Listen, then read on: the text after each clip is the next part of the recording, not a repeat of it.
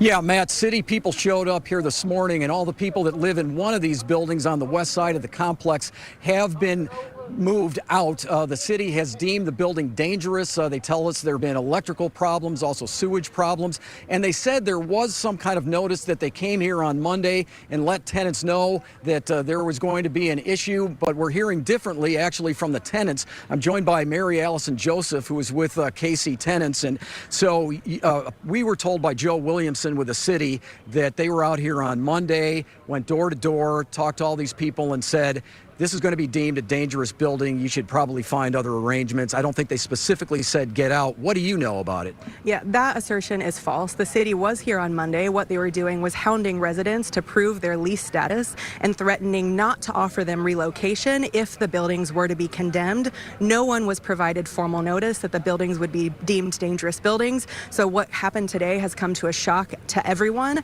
and 11 families are scrambling to figure out where they're going to sleep tonight, and the city has not provided a relocation plan. Yeah, because we were told that they do have some social workers here that can help with it, and they said at least in one instance the new owner is going to relocate someone to one of the apartments that he does have. We know the city was ordered $500,000 in emergency repairs. Have those started yet?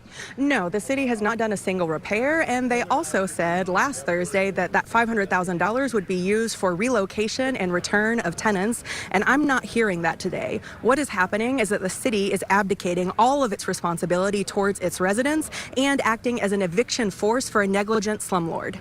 And what we do understand was that the new owner said he was going to honor the rent strike. That's what we were told, I believe, just last week, that nobody had to pay rent in August because of the conditions here. But now the city has intervened. So, you know, as you said, it sounds like it came as a complete shock to these families that are already in a tough spot, living in difficult conditions. And now I guess they're kind of scrambling, right? Yeah. I mean, the reality is the city failed to hold Yisrael Levovitz accountable. He got out of town with his money, and tenants are left holding the bag. Tenants are paying the price, and they are paying the price because the city is violently evicting them today. People are being threatened with arrest if they do not leave the premises. Now, you do have a union here, so what is your next step now, given what's happened today? Yeah, the union is having an emergency meeting with all of the tenants who have been displaced to come up with our next steps. But what we can say is that the union demands to negotiate the terms of relocation with City Manager Mario Vasquez, and we demand that that happen immediately.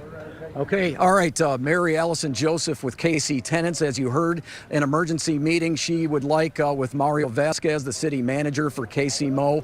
We will continue to follow this story throughout the rest of the day. Reporting live at the North Lawn Apartments, Andy Alcock, KMBC 9 News. Andy, quite a situation. Thank you.